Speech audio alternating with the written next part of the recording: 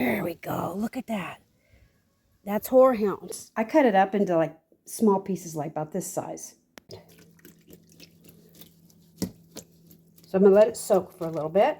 Then I'm going to strain it out, and we'll start the process. You're going to steep this like you would if you were putting a tea bag into hot recipe. I'm putting in a half a cup of our honey and 2 cups sugar. This is boiling, almost ready to strain. Okay, so if you choose to use a mold for your cough drops, make sure you coat them with coconut oil first.